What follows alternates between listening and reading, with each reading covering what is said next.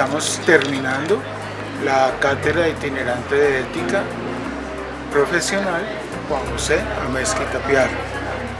El tema de esta última sesión es el tema de la responsabilidad de los contadores por los actos que realicen en ejercicio de su profesión.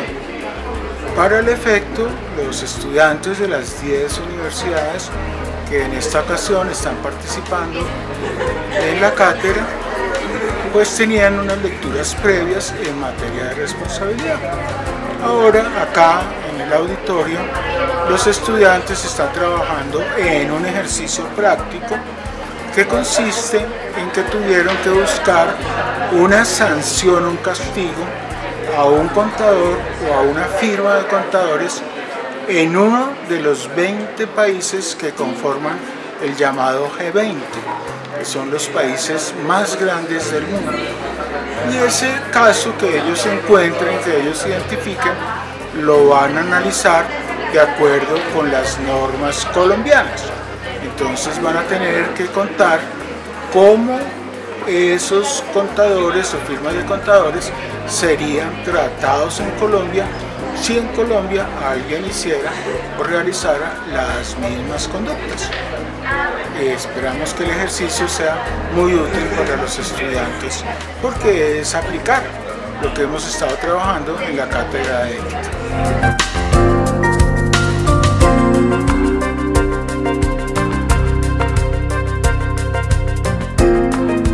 Hoy no me voy a echar un discurso, sino voy a promover entre ustedes un trabajo en grupo. No obstante eso, voy a decir 3 cosas sobre el sistema de responsabilidad, las mínimas para ubicar el ejercicio que vamos a hacer después. Después de las 3 cosas, entonces les voy a contar cómo es el ejercicio. Vamos a trabajar 1 hora y cuarto en el ejercicio. Les mandaron un jugo, no se hagan más expectativas, solo les mandaron un jugo y después vamos a ver cuál es el resultado del trabajo de cada grupo. Obviamente todo tiene que ver sobre la responsabilidad. Entonces, para iniciar, esta presentación está disponible para ustedes en la red, en una página que se llama Ensayos. Entonces, para empezar con eso, unas nociones muy tontas, y es que para hablar de responsabilidad hay que hablar de sujetos. O sea, ¿quién es responsable? Esa es la pregunta básica, es quién es responsable o quién no es responsable, si usted prefiere. No todo el mundo es sujeto de responsabilidad. Por ejemplo, un niño no es. 2. ¿Cómo se origina la responsabilidad? El derecho no reconoce sino 3 fuentes. El daño,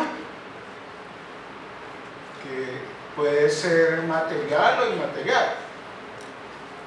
El incumplimiento de obligaciones, que usted celebra un contrato con una persona o usted le hace una promesa a una persona. Es distinto celebrar un contrato a hacer una promesa con una persona y usted la incumple, entonces incurre en responsabilidad. O 3, usted desobedece un mandato legal. Cualquier mandato legal origina responsabilidad. ¿Cuáles son las obligaciones básicas de un contador? Específicamente, ¿de qué se hace responsable un contador público cuando ejerce la profesión? Específicamente, todas las personas tenemos responsabilidades, todas. Ninguno puede hacerle daño a otro, por ejemplo. Pero los contadores tienen 4 obligaciones específicas que están enumeradas por la Ley 43 de 1990 en su artículo 8º. Aquí yo uso la actualización de términos que procede de las normas posteriores. La primera, en todo el mundo es la primera, obrar conforme a la ética profesional. Se puede uno cansar revisando legislaciones de países y países y países, y lo primero que le dicen a los contadores es: usted tiene que cumplir con la ética profesional. La segunda, en Colombia la segunda, aplicar las normas de aseguramiento de información. Paréntesis, eso que le dio por decir al gobierno no se sabe por instancias de quién, porque el Consejo Técnico no ha querido contar, en cambio sí se ha puesto bravo y me ha llamado la atención por inmoral, de que yo he insistido en que se diga quién fue el que se le ocurrió decir que habría unos revisores fiscales sometidos a unas reglas y otros sometidos a otras reglas. ¿Quién fue el que dijo eso? Pues que es que viola la ley 1314 del 2009, porque allá todos los contadores están sometidos a las normas de aseguramiento de información.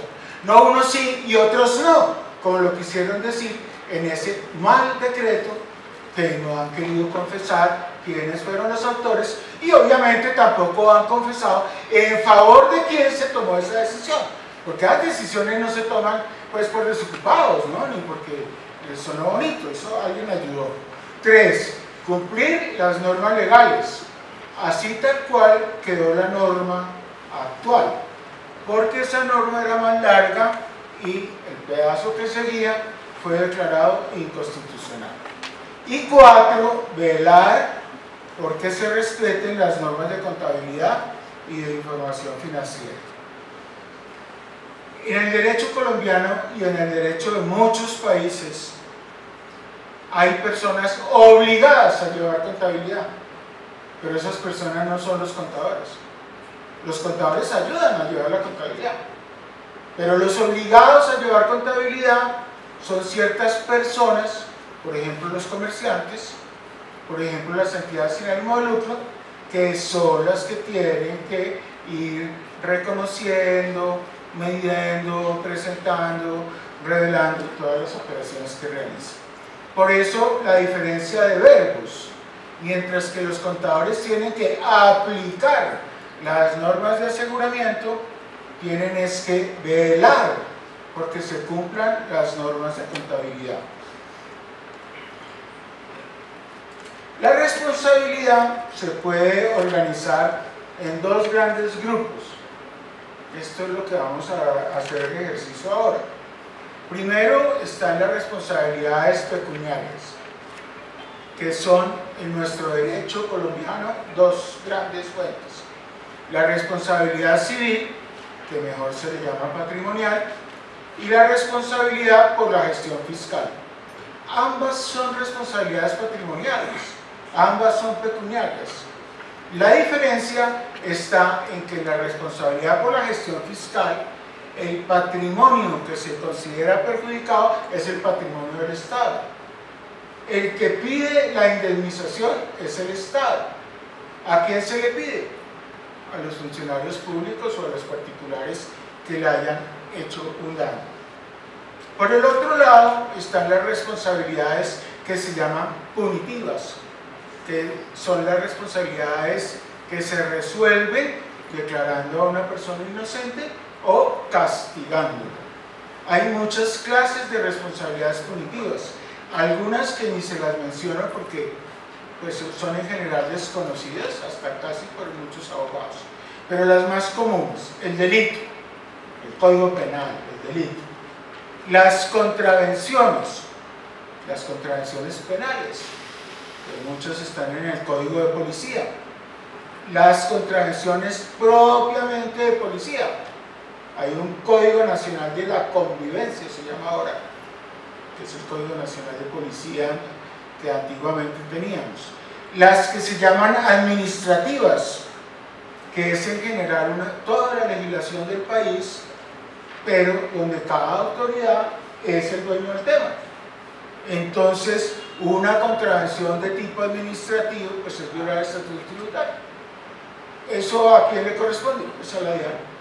¿Por qué es de tipo administrativo? Porque la autoridad que tiene la capacidad para velar por el cumplimiento de la norma, para investigar las conductas sospechosas y para castigar las conductas que se puede que son incorrectas, es una autoridad administrativa.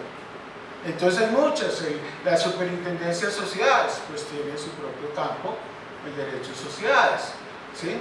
Y así usted puede pensar en la entidad del Estado que se le ocurra, y esas entidades tienen la función N10, 20 funciones, y allá hay una que dice velar por el cumplimiento de las normas. Es una función genérica que corresponde al presidente de la República. Y por último, citamos acá las disciplinarias.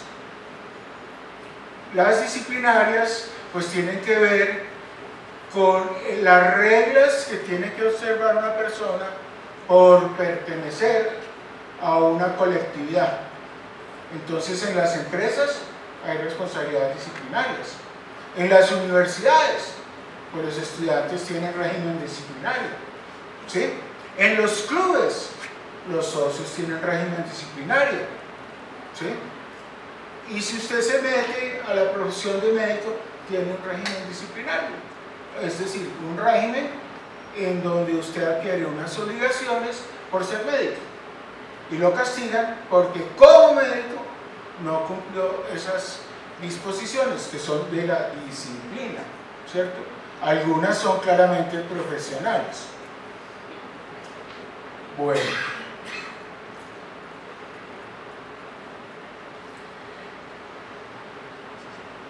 ¿Hasta ahí hay alguna pregunta?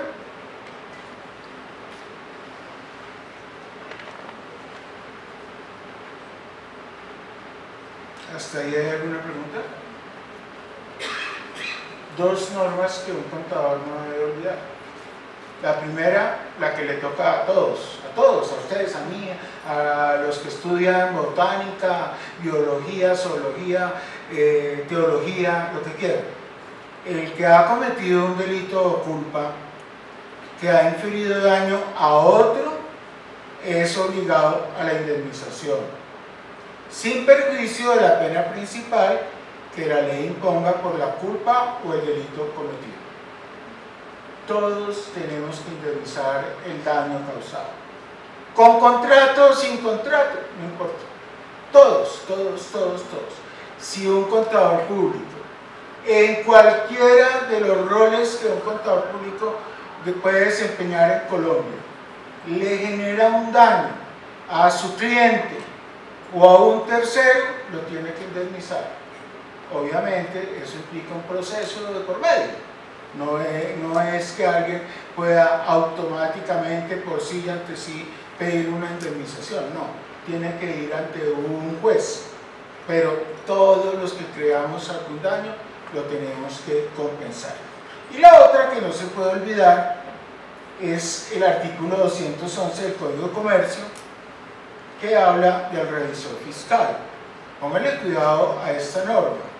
El revisor fiscal responderá de los perjuicios que ocasione a la sociedad, a sus asociados o a terceros.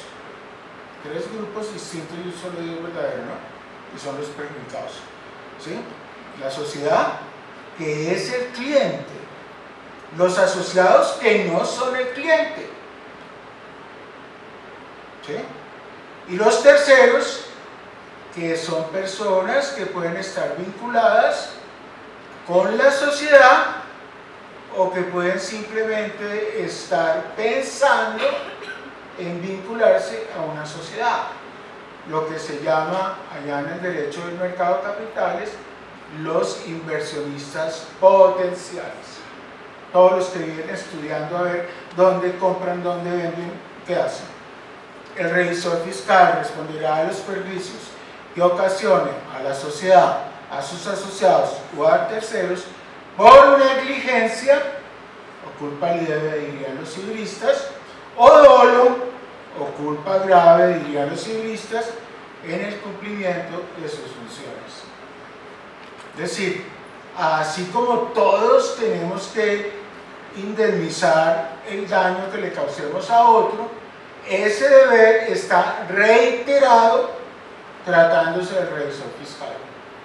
Es lo mismo, el 211 no dice nada nuevo, pero lo que tiene de importante es que confirma que los revisores fiscales deben indemnizar los daños que por negligencia de dolo le causen a otras personas.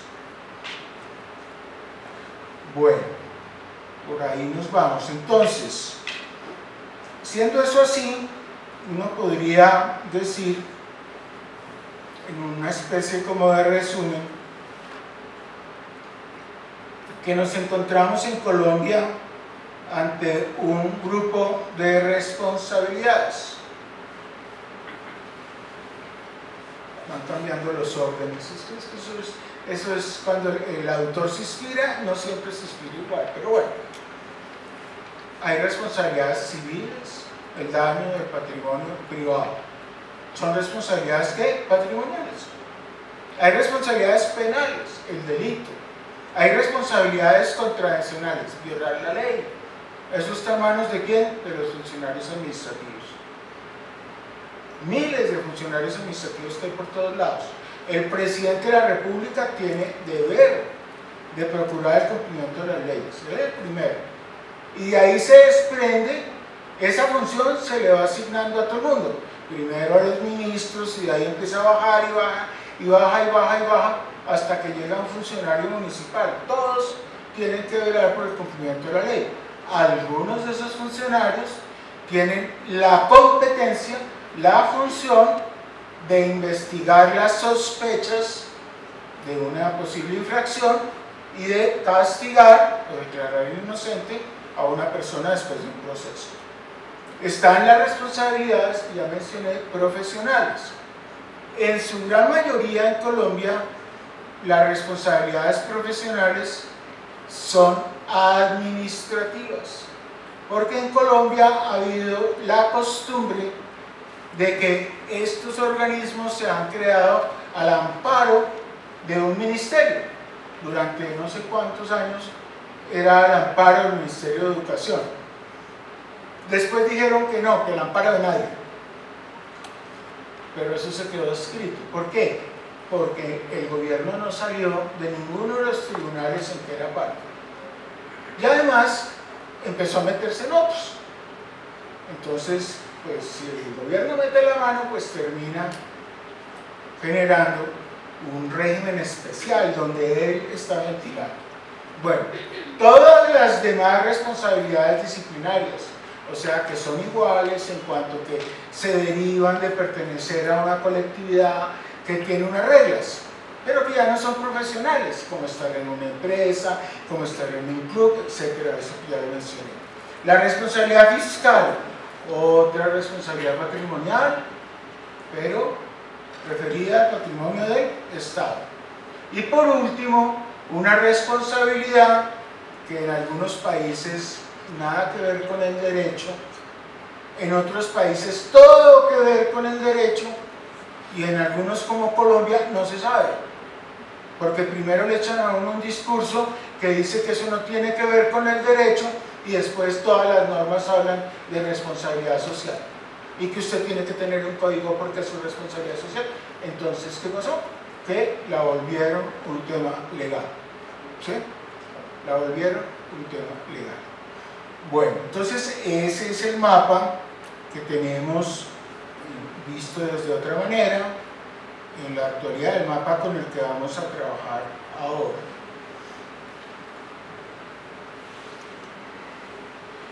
Entonces, la advertencia era que ustedes se iban a leer un documento que trata sobre los administradores. Eso es con mala intención, para que se vea que los representantes legales y los miembros de junta están expuestos al mismo tipo de responsabilidades que los contadores, no a las mismas reglas, que es distinto, pero sí a los mismos tipos de responsabilidad. Hay economistas que dicen, ah, no, yo no tengo ningún régimen contravencional. No se ha leído la ley del economista. Hay administradores de empresas que piensan que no, que tampoco tiene nada que ver. No se ha leído la ley que reconoce la administración de empresas como profesión, etc. Cada vez que se reconoce una profesión, se establecen unos deberes éticos de esa profesión, y cada vez que se establecen unos deberes éticos, se establece quién va a vigilar que se cumplan estas normas quién le toca aplaudir o a quién le toca censurar. ¿Sí? Bueno, entonces, ¿qué vamos a hacer ahora? Nos vamos a dividir en grupos, vamos pocos. Digamos que nos vamos a dividir en 6 grupos. Para hacer eso, vamos a contar así. Los profesores, ellos verán qué hacen. Pueden ser un grupo aparte de ellos, pueden meterse en un grupo de ustedes, o pueden aquí declararse impedidos, yo no sé. Entonces nos vamos a enumerar de 1 a 6. Después pues se reúnen los 1, los 2, etc. hasta los 6. Y cada uno va a tener que buscar en un país que sea del G20, y me van a preguntar que por qué en un país del G20. Porque los países donde todo tiene más desarrollo, todo, incluida la presión contable, obviamente el mercado de capitales y todo lo que usted quiera, pues son estos países que son los que tienen más dinero, y como son los que tienen más dinero, pues tienen más investigación, tienen universidades de más nivel, tienen asociaciones profesionales mucho más robustas, tienen tribunales disciplinarios mucho más fuertes. No podemos seguir mirando para los chiquitos. Un ejemplo, son 190 países, aquí hay 20. Ponerse a mirar los 170 es interesante para otros propósitos, pero por lo general son estructuras que incluso pueden ser muy inferiores a las de Colombia. Entonces, va cada grupo a buscar, por favor, Hernán, sin dejar huecos, o sea que se sienten aquí adelante. No, aquí adelante, Hernán.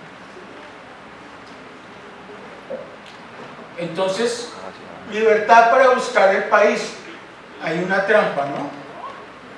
Hay una trampa, y es que el 99% está en inglés.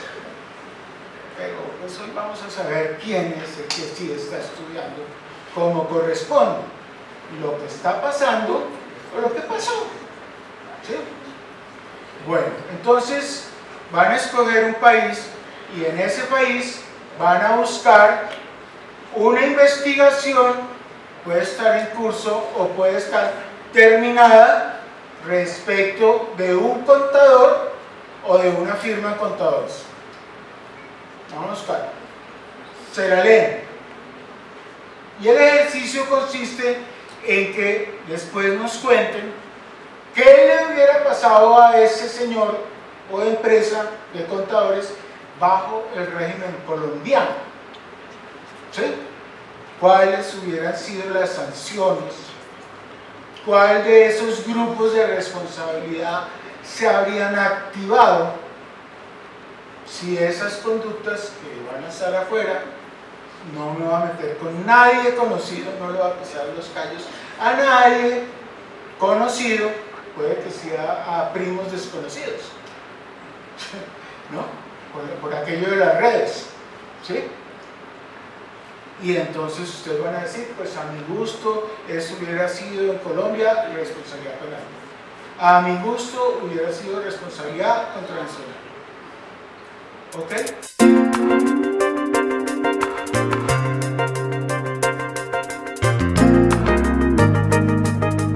Una de esas fuentes pues es una base de información que viene trabajando hace muchos años la Fundación IFRS.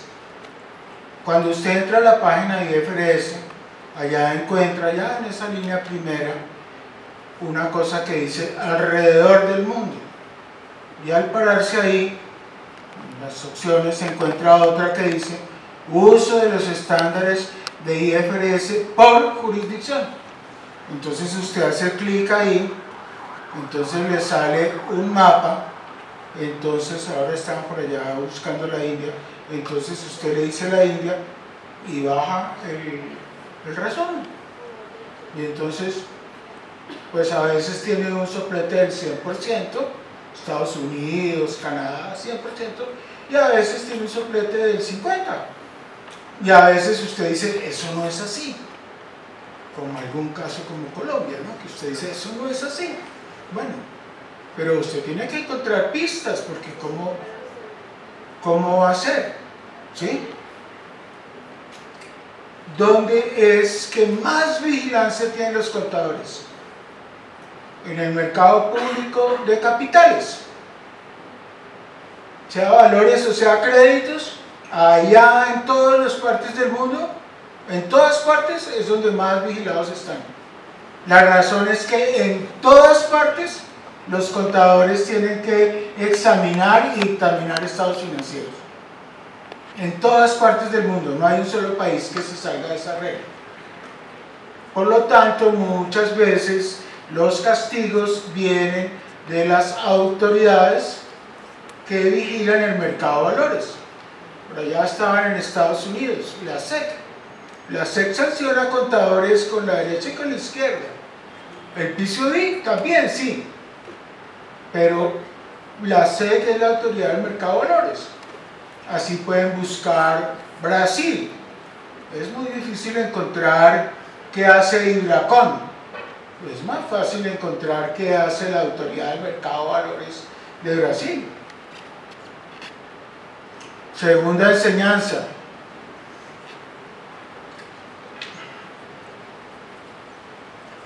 Usted quiere buscar el tema de tribunales disciplinarios, tiene que buscar en inglés, ¿no? Yo los veo que buscan y buscan en español. Eso es como taparse los ojos para buscar, ¿sí? Vamos a buscar un tribunal disciplinario, pero lo vamos a buscar únicamente en Canadá. Escribe la palabra CITE, como si fuera sitio, pero bueno, CITE, 2 puntos, y pone las letras que distinguen a Canadá en la internet. ¿Quién distingue a Colombia? CO. España, ES. Canadá. Y entonces, ¿qué va a obtener? Únicamente resultados de Canadá. Claro, yo no puse tribunal contable, ¿no?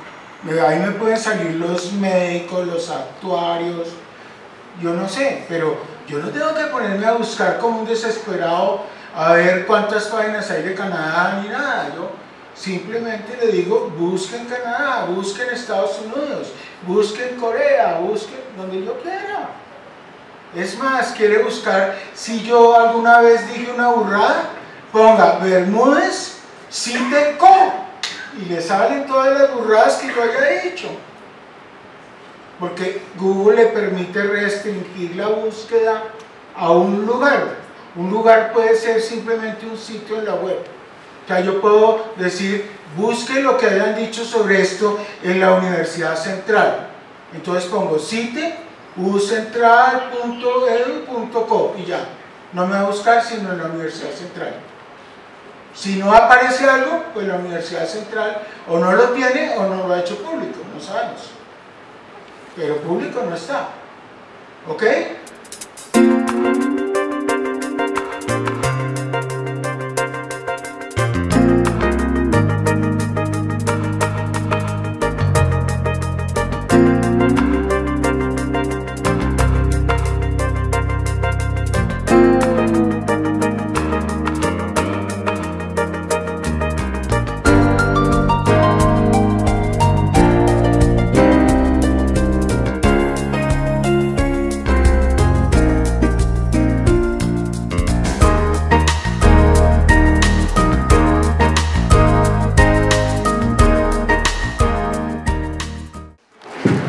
Buenas noches. El caso de nosotros es en México. El caso OHL es una empresa que se dedicaba a la construcción y bueno, allí quienes tienen como la facultad de sancionar es el Colegio de Contadores Públicos de México, el Consejo Mexicano para la Investigación y Desarrollo. Esta empresa fue multada por 4.2 millones de pesos por no cumplir con los procedimientos de auditoría.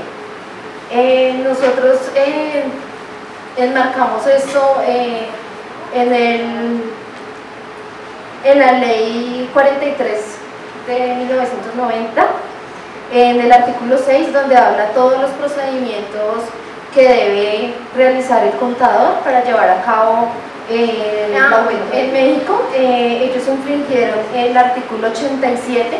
Este artículo allí habla de todos los procedimientos, cómo se deben de llevar a cabo para pues, hacerlo de manera adecuada y con los respectivos criterios de auditoría. Buenas noches. Nosotros el caso que escogimos fue el caso de Volkswagen en Alemania. Pues fue un caso donde se estaba evadiendo unos impuestos que llegaban a la suma de 50.000 euros.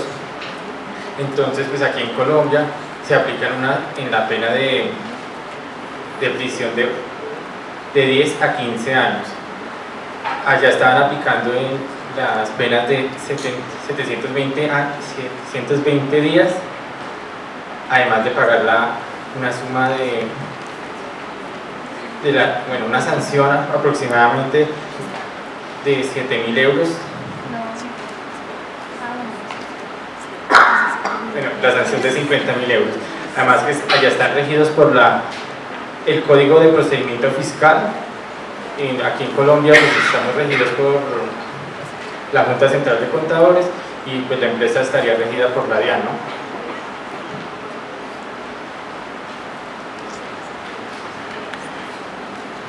¿Y los contadores qué hicieron?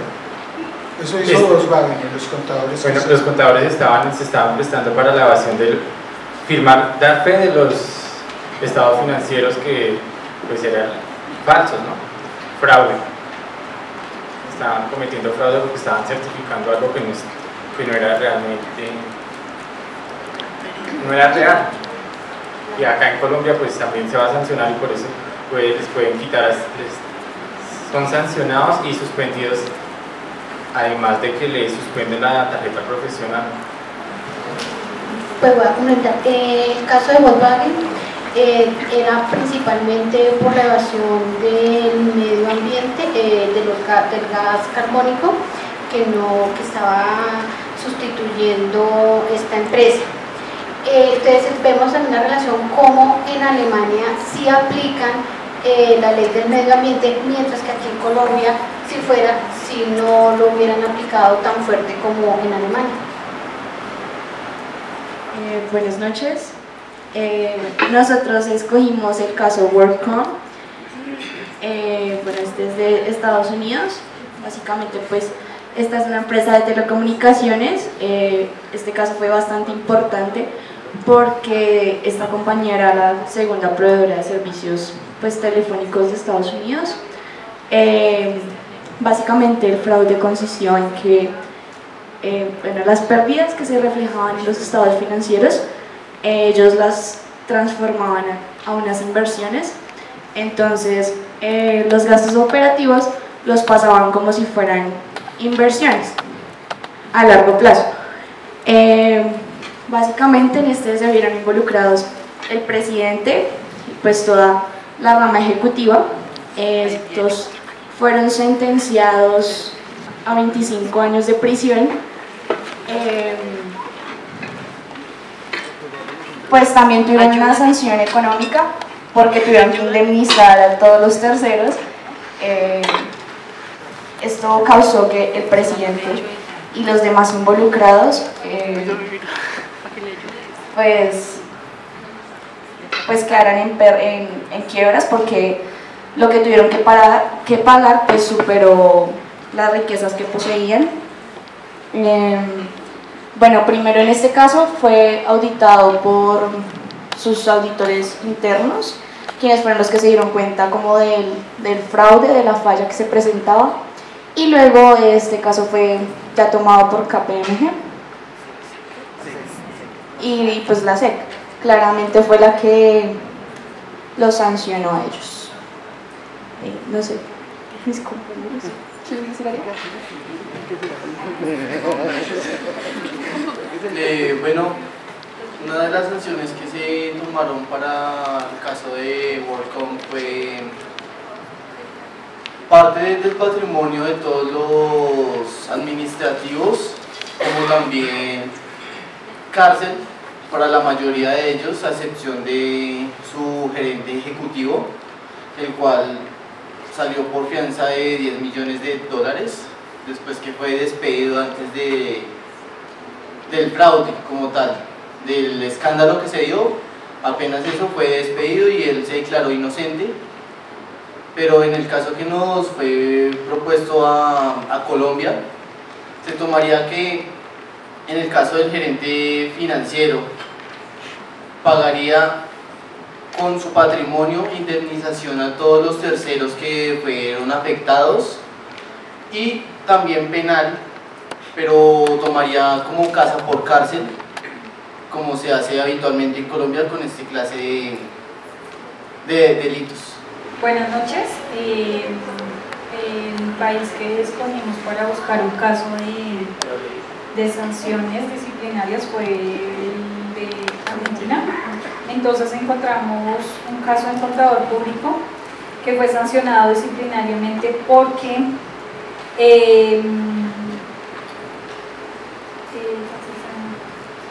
trabajaba como auditor externo en una sociedad donde estaba económicamente vinculado. En la demanda apeló ante el Consejo Superior, quien rechazó su recurso porque ello impuso recursos directos en la sede judicial. Entonces le informaron que efectivamente él tenía pues su responsabilidad, tenía los conocimientos sobre esta sanción que le estaban atribuyendo. ¿Y cuál era la vinculación que tenía? Bueno, él era auditor en una compañía y era accionista en otra que tomó un crédito con esa compañía que era auditor. Y el crédito lo tomó en agosto y lo pagaron en diciembre. Sin embargo, él cuando hizo la apelación, él decía que él no tenía conocimiento pues de este caso, de este crédito. Sin embargo, pues el tribunal no le admitió esta apelación y sin embargo pues lo sancionó. Inicialmente le hicieron un apercibimiento público, que es como un llamado de atención, y finalmente pues lo sancionaron. Entonces lo que vemos aquí en Colombia, ese acto sería una contraversión contra el artículo, ¿sí se dice así? No, sí, pero digo que una contraversión contra el artículo 50 de la ley 43, donde dice que es la inhabilidad del contador público porque pierde el principio de independencia. Y también veíamos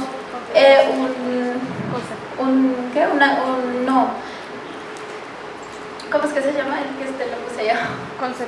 El concepto 13 del 2017, donde dice que todos los contadores deben estar actualizados ahí pues de todas las actividades que tiene la empresa.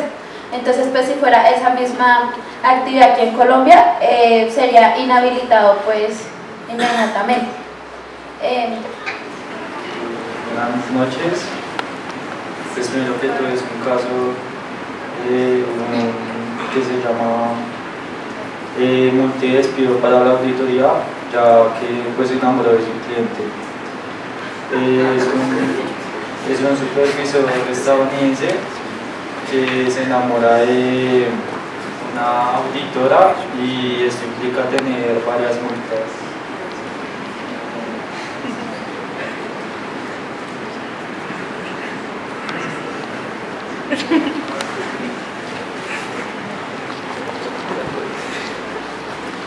Bueno, continuando con lo que decía mi compañero, el caso es en Estados Unidos y tiene 4 actores principales. El primero es la firma de auditoría EY, la segunda es la empresa dedicada a la atención de mayores llamada Indeltrust, y los implicados fueron un supervisor de esa compañía, perdón, el jefe de contabilidad y una auditora. Lo que pasa en este caso es que se pierde la independencia por parte de la auditora, ya que se tenían relaciones, según las noticias románticas, con uno de los directivos de la organización.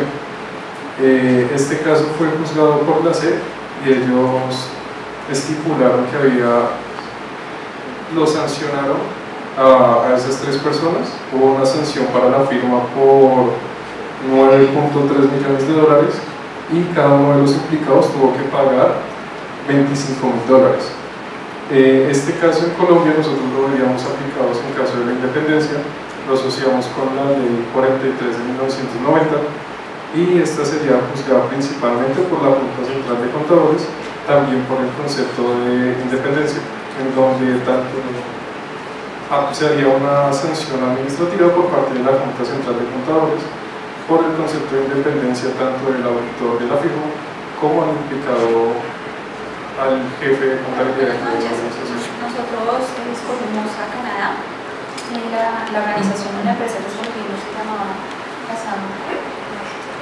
Bueno, el señor, el contador, pero pues, la verdad no recuerdo el nombre de la organización, donde pues se cometieron, digamos, las faltas. Según lo que alcanzamos a analizar y a leer, es que él no tuvo en cuenta las reglas o los principios o las características necesarias que deben tener los estados financieros para presentarlos. No tuvo en cuenta o no dio la importancia o la relevancia necesaria de las cifras que se presentaron dentro de los estados financieros. Además hay una parte donde dice que estuvo afectada su independencia como profesional, que él estaba vinculado de alguna manera a la organización. Y bueno, algunas de las sanciones que fueron nombradas o que fueron decretadas, digamos, a estos actos es el retiro, digámoslo, o la cancelación de la tarjeta profesional. Ya no puede ejercer su profesión. Además de esto, tiene que ser publicado en un periódico o en un medio de comunicación conocido donde se indique que ya no puede ejercer su profesión como contador. Además, se le indultó, se le hace 2 años de cárcel y una multa de $100.000 para, pues, como remuneración o compensación a la organización por los inconvenientes presentados. Bueno, pues comparándolos pues con Colombia, digamos que tuvo una sanción penal, que después es la cárcel. Tuvo también, digamos, como el reporte frente a las autoridades pertinentes en su país, que pues aquí en nuestro país sería frente a la Junta Central de Contadores, que sería el reporte y se le haría la cancelación de su tarjeta profesional. Y al igual tuvo que pagar una sanción pecuniaria, si no estoy mal, pues ya que tuvo que ser una retribución o una compensación a la organización. Unos breves comentarios. Cuando a uno le dicen que busque un caso de un contador, no se trata de hablar de la empresa para la que trabaja el contador. Eso es arriesgarse a sacar 0 en el examen. A mí me pasa eso cada rato con mis estudiantes. Uno pregunta una cosa y contestan otra. Y después quieren que, profesor, pero es que yo todo lo que dije era verdad. Pues sí, pero no tenía que ver con la pregunta. Y eso es lo que le pasa a la gran mayoría en pruebas como SaberPro, que no leen la pregunta y no se aseguran de estar contestando la pregunta. ¿Sí? La pregunta era sobre los contadores, sobre firmas de contadores. Bueno, segundo, en todo el mundo las sanciones no son una sanción. A usted le puede caer encima de la roya, le puede caer una sentencia de un juez obligando a indemnizar, pura responsabilidad patrimonial. Le puede caer encima otra sentencia de otro juez mandándolo para la cárcel. Le puede caer encima una sanción de la DIAN multándolo. Le puede caer encima una suspensión de su tarjeta profesional por parte de la Junta Central de Contadores. Salvo el último caso, era como si solo fuera una sanción. No, ¿cuál una sanción? Eso es como una especie de dominó, donde una autoridad descubre unos hechos y todos los que se sienten afectados empiezan a investigar. Los procesos puede que terminen parecido, puede que termine distinto. Un juez penal puede poner multas, una autoridad administrativa puede poner multas, un juez penal puede prohibir el ejercicio de la profesión por un tiempo o indefinidamente. Son sanciones que, digamos, también podría imponer la Junta Central de Contadores. O sea, las sanciones no son de unas entidades, ¿sí? No es que la multa sea de la Junta Central de Contadores, no. Multas pone cualquiera, casi, cualquier autoridad. Entonces ese es un segundo tema. Ahí pues tenemos una discusión, si está bien que todas las contravenciones den lugar a repetir los procesos y volver a sancionar a las personas. Bueno, tenemos discusiones, pero en la realidad en este momento a una persona le pueden llegar a poner 4, 5 o 6 sanciones por una misma conducta.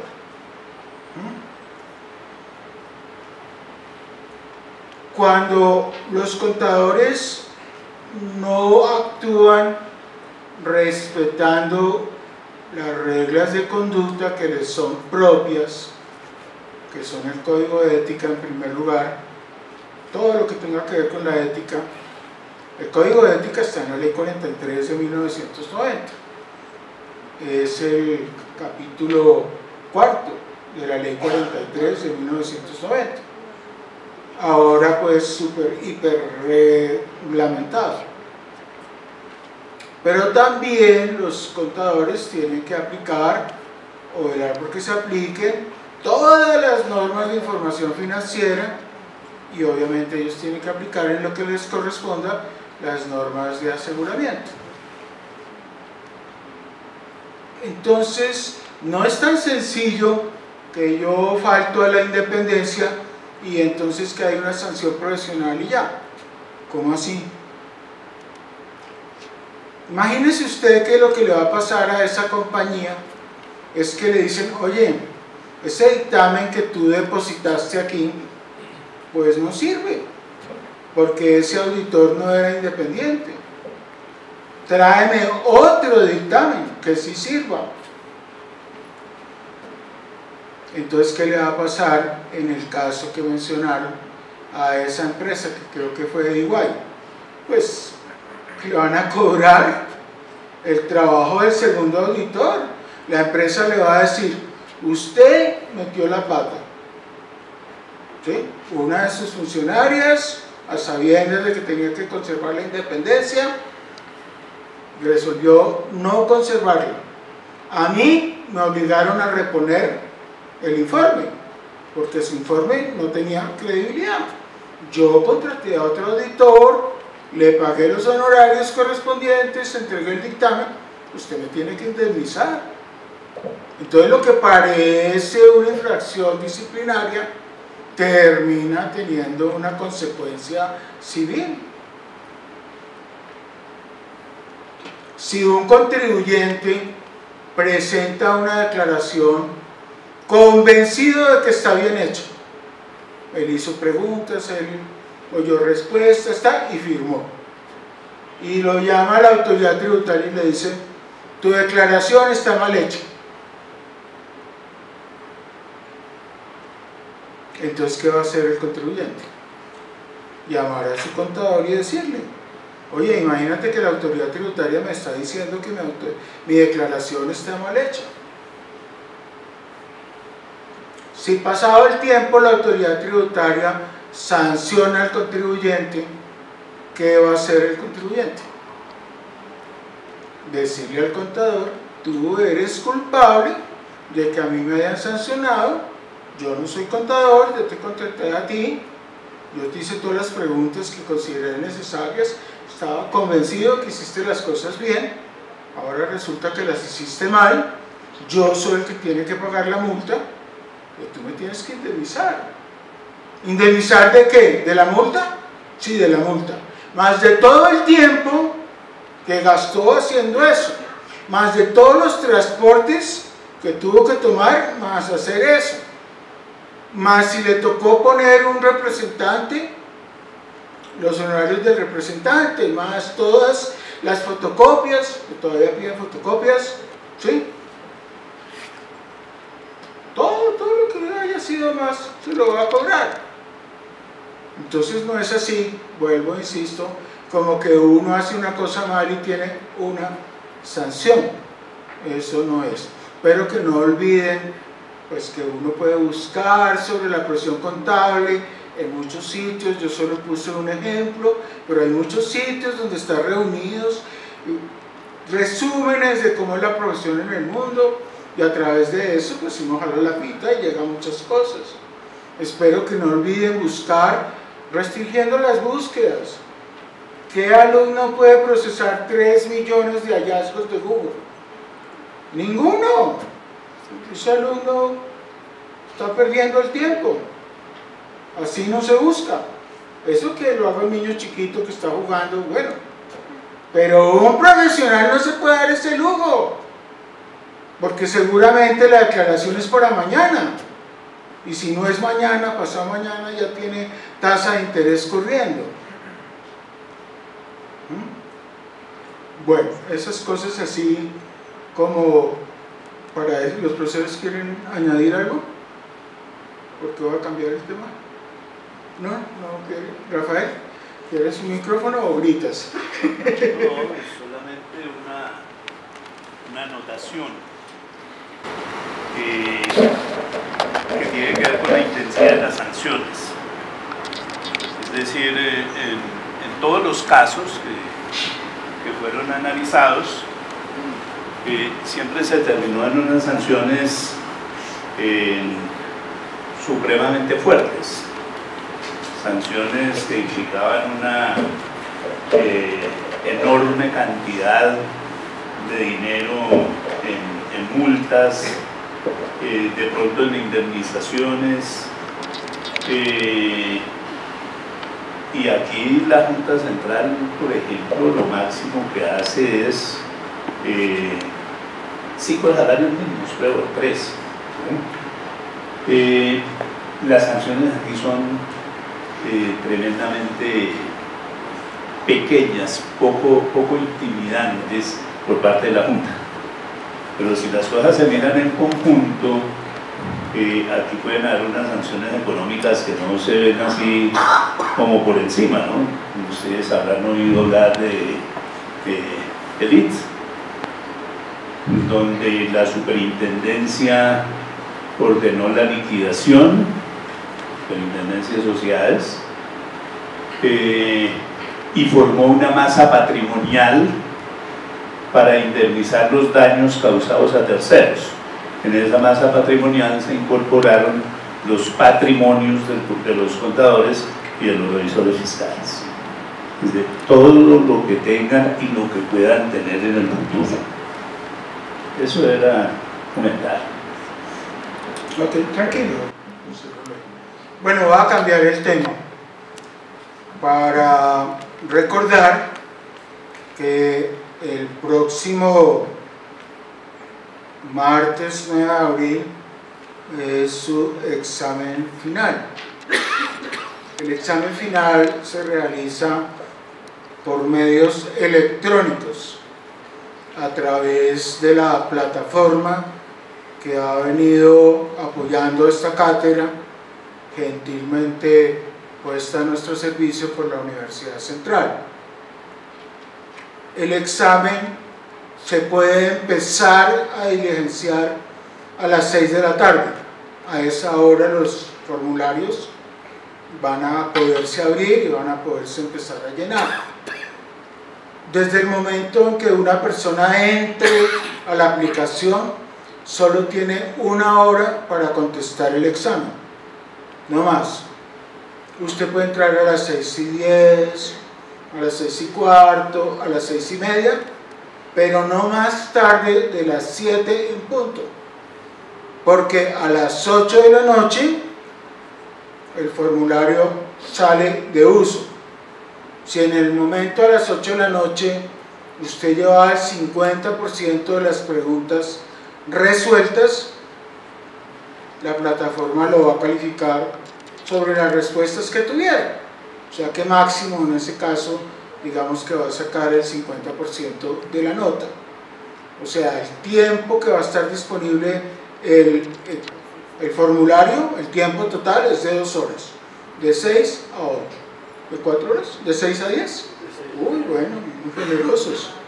Pero un estudiante solo puede trabajar 1 hora.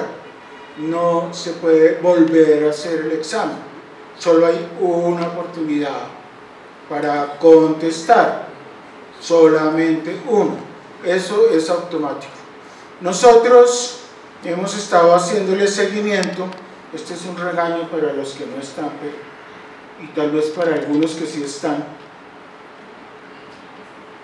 a ver cuántos han estado estudiando, y resulta que la plataforma mide cuántas veces entraron a la plataforma, quién entró, quién salió, etcétera. Cuando yo estaba preparando esta cátedra, ya sabía que el 80% no hizo las lecturas o se las consiguió en el mercado negro,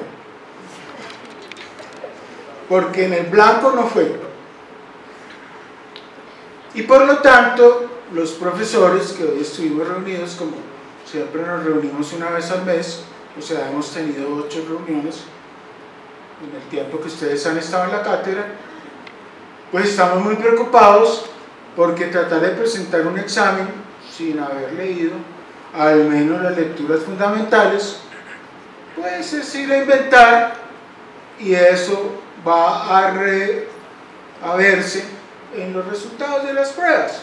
Después todo House, pues, pero si no entraron nunca a la base de datos, si lo único que hicieron fue venir a la clase a mirar para el techo, a jugar con los teléfonos, a la hora de salir al refrigerio, irse a visitar a la novia y volver 15 minutos después de la hora indicada, o irse antes de tiempo.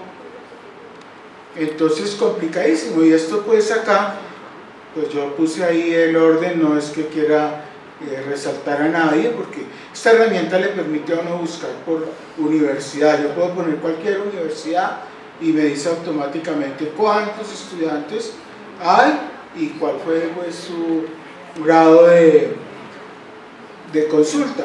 Hay unos estudiantes que en las universidades los van a tener que premiar porque fueron lo contrario, ¿sí?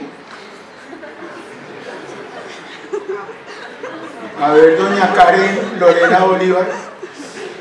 ¿Quién es doña Karen? Mírela. 31 segundos ese que entró a la plataforma. ¿Ah? ¿Ah? Mejor dicho, casi me gana.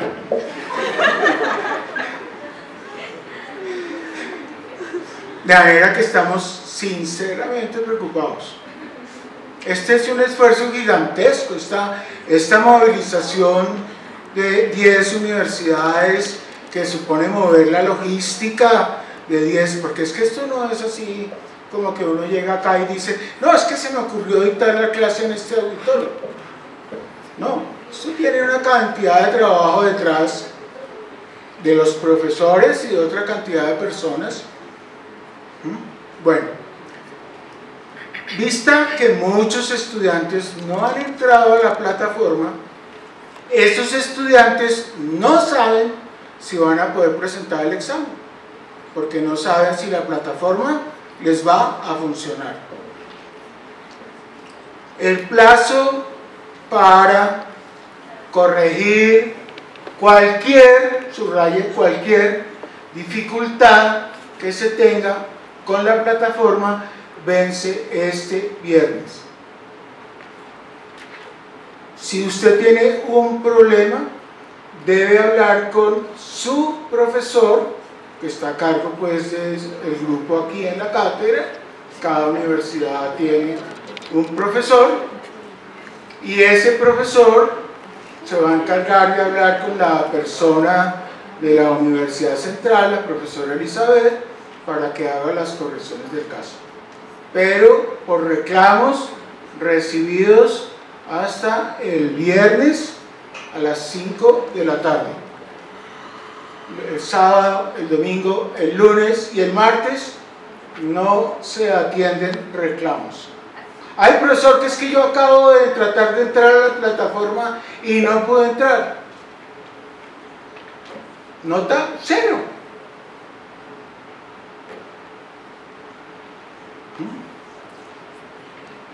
Nota 0.